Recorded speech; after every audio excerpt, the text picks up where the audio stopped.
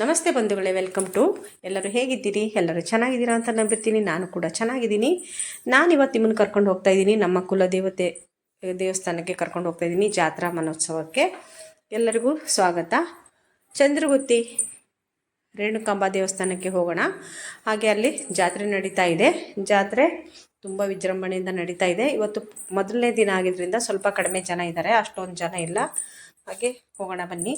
ಈ ಕಡೆಯಿಂದ ನೋಡಿ ನಾನು ತೋರಿಸ್ತಾ ಇದ್ದೀನಿ. ಈ ಕಡೆಯಿಂದ ಸಿದ್ದಾಪುರ ಸೈಡು, ಸಿದ್ದಾಪುರ ಕಡೆಯಿಂದ ಬರೋ ರಸ್ತೆ, ಈ ಕಡೆ ಸೊರಬ ಕಡೆಯಿಂದ ಬರೋ ರಸ್ತೆ. ಇಲ್ಲಿಂದ ಎಂಟ್ರೆನ್ಸು. ಇಲ್ಲಿಂದ ಒಳಗೆ ಹೋಗೋಣ ನಾವು.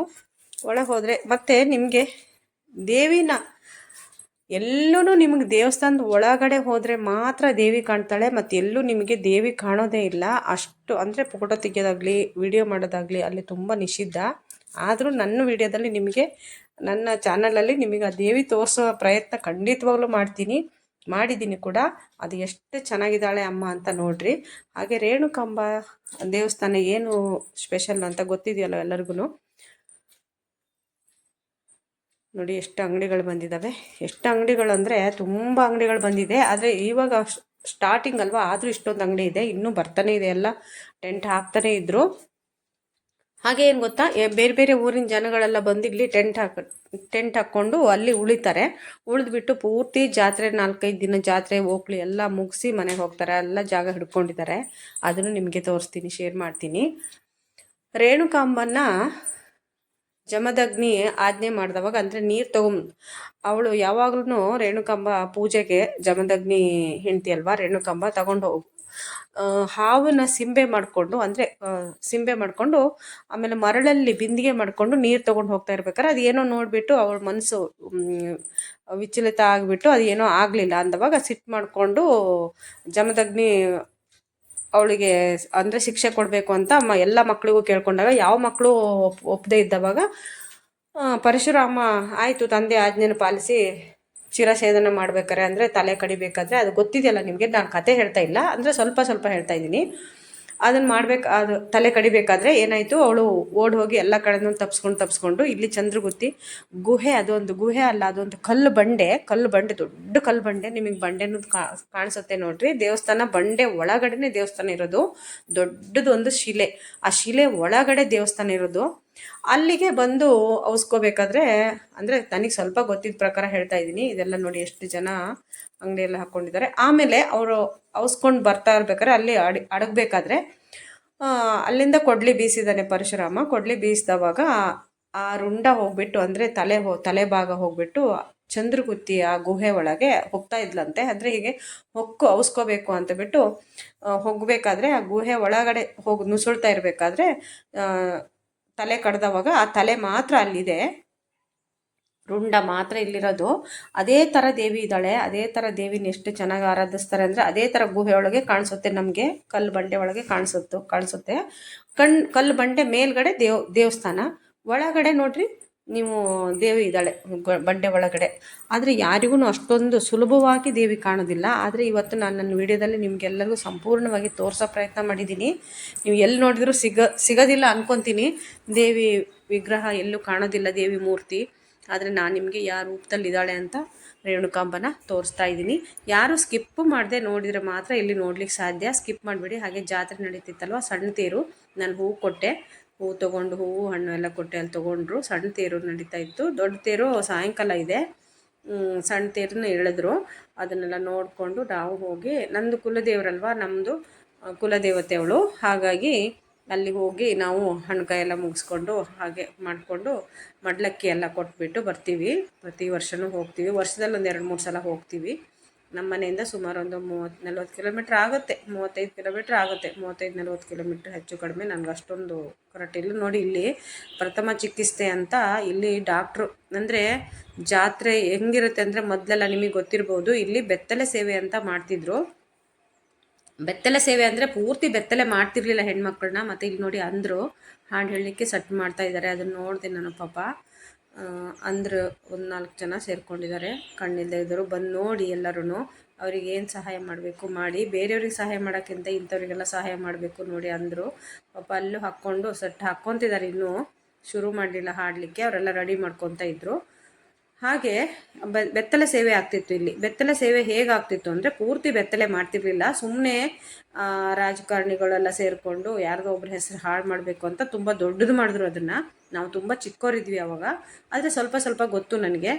ಏನಂದರೆ ಬೆತ್ತಲೆ ಸೇವೆ ಮಾಡೋದು ಹೇಗೆ ಮಾಡ್ತಿದ್ರು ಅಂದರೆ ಬಿಳಿ ಪಂಚೆನ ಪೂರ್ತಿ ಹೆಣ್ಮಕ್ಳಿಗೆ ಉಡಿಸಿಬಿಡ್ತಿದ್ರು. ನೋಡಿ ಪೊಲೀಸ್ನವರೆಲ್ಲ ಅದಕ್ಕೋಸ್ಕರನೇ ಇರೋದು, ಗಲಾಟೆ ಆಗಬಾರ್ದು ಅಂತ. ಅವಾಗೆಲ್ಲ ತುಂಬ ಗಲಾಟೆ ಆಗ್ತಿತ್ತು. ಹಾಗಾಗಿ ಬೆತ್ತಲೆ ಸೇವೆ ಮಾಡ್ಬೇಕಾದ್ರೆ ಏನು ವೈಟ್ ಪಂಚೆ ಇದೆಯಲ್ಲ, ಪಂಚೆನ ಸುತ್ತಿಬಿಟ್ಟು ಅದ್ರ ಮೇಲೆ ಸೊಪ್ಪನ್ನ, ಬೇವಿನ ಸೊಪ್ಪು ಮತ್ತು ಲಕ್ಕಿ ಸೊಪ್ಪನ್ನು ಕಟ್ಟಿ ಸೇವೆ ಮಾಡಿಸ್ತಿದ್ರಂತೆ. ನಾವು ತುಂಬ ಚಿಕ್ಕವ್ರು ಇರ್ಬೇಕಾರೆ, ಅಥವಾ ನಾವು ಹುಟ್ಟೋಕ್ಕಿಂತ ಮೊದಲಿನ ಕೆಲಸ.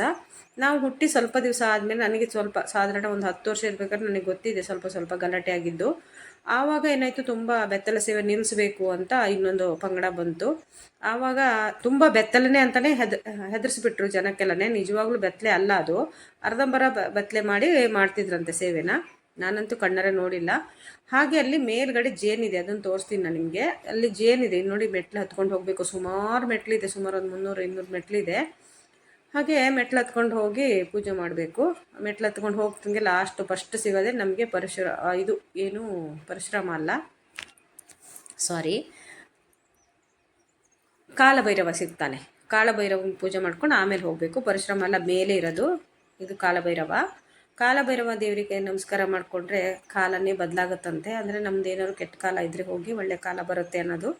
ಅದಕ್ಕೆ ನಿಮಗೆ ತೋರಿಸೋ ಪ್ರಯತ್ನ ಮಾಡಿದ್ದೀನಿ. ನಮಸ್ಕಾರ ಮಾಡ್ಕೊಳ್ಳಿ. ಆ ಕಾಲಭೈರವ ಎಲ್ಲರಿಗೂ ಒಳ್ಳೇದು ಮಾಡಲಿ. ಹಾಗೆ ಇಲ್ಲಿ ನಾಗದೇವತೆಗಳನ್ನು ಪ್ರತಿಷ್ಠಾಪನೆ ಮಾಡಿದ್ದಾರೆ. ಹಾಗೆ ದೇವಸ್ಥಾನದ ಒಳಗಡೆ ಬಂದ್ವಿ, ನಾವು ಹತ್ರ ಬಂದ್ವಿ. ಇಲ್ಲಿ ಕ್ಯೂ ನಿಂತ್ಕೋಬೇಕಲ್ವ, ಕ್ಯೂವಲ್ಲೇ ಇದ್ದೀವಿ.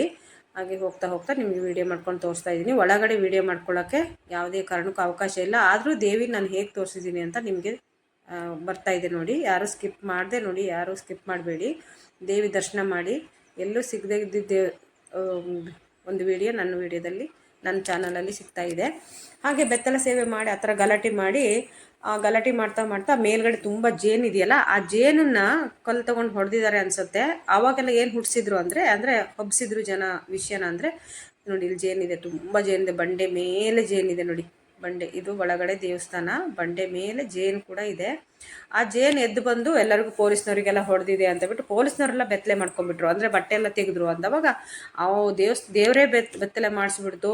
ಅಂದರೆ ಏನು ಜೇನು ದೇವ್ರ ರೂಪದಲ್ಲಿ ಬಂದುಬಿಟ್ಟು ಜನಗಳಿಗೆಲ್ಲ ಬೆತ್ತಲೆ ಸೇವೆ ಮಾಡೋದೇ ಸರಿ, ಇವ್ರು ಮಾಡಬೇಡ್ದು ಅಂತ ತಡಿತಿದಾರಲ್ಲ, ಅದಕ್ಕೆ ಇವರಿಗೂ ಬೆತ್ತಲೆ ಸೇವೆ ಮಾಡಿಸ್ಬೇಕು ಅಂತ ಮಾಡಿದ್ರು ಅಂತ ಹೇಳಿದರು. ಅದೆಲ್ಲ ಸುಳ್ಳು.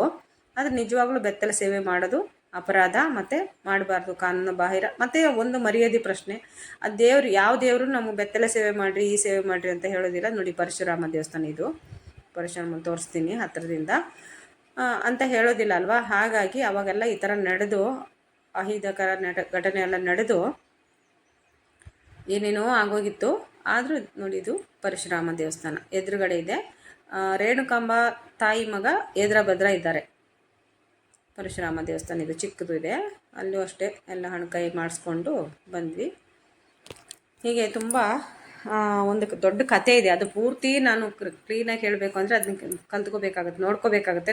ನನಗೆ ಸ್ವಲ್ಪ ಗೊತ್ತಿತ್ತು, ಅದನ್ನು ಮಾತ್ರ ಹೇಳಿದ್ದೀನಿ, ಶೇರ್ ಮಾಡಿದ್ದೀನಿ ನಿಮಗೆ. ಅಂದರೆ ಯಾವುದೇ ಆಗಲಿ ಒಂದು ಸೇವೆನ ಬೆತ್ತಲೆ ಸೇವೆ ಮಾಡಬೇಕು ಅಂತ ಯಾವ ದೇವರು ಹೇಳೋದಿಲ್ಲ, ಅಥವಾ ಯಾವ ಸೇವೆ ಮಾಡಬೇಕು ಅಂತ ಹೇಳೋದಿಲ್ಲ. ನಮ್ಮ ಶ್ರದ್ಧಾ ಭಕ್ತಿ, ನಾವು ಶುದ್ಧವಾಗಿ, ಮನಸ್ಸು ಶುದ್ಧವಾಗಿ ಇಟ್ಕೊಂಡು ಶ್ರದ್ಧಾ ಭಕ್ತಿಯಿಂದ ಯಾವ ಪೂಜೆ ಮಾಡಿದ್ರು ದೇವ್ರಿಗೆ ಸಲ್ಲುತ್ತೆ. ಹಾಗೆ ಅವಾಗೆಲ್ಲ ಆ ಥರ ಜೇನು ಏನಂದರೆ ಅವಕ್ಕೆ ನಾವು ಯಾವುದಾದ್ರು ಪೆಟ್ಟು ಮಾಡಿದರೆ ಮಾತ್ರ ನಮಗೆ ಬಂದು ಹೊಡೆಯುತ್ತೆ ಅಲ್ವಾ. ಯಾವುದೇ ಪ್ರಾಣಿ ಪಕ್ಷಿ ಕೀಟಗಳು ಯಾವುದೇ ಇರ್ಬೋದು. ನೋಡಿ ದೇವಿ, ನೋಡಿ ಈ ಥರ ಇದ್ದಾಳೆ ಅಲ್ಲಿ ದೇವಿ.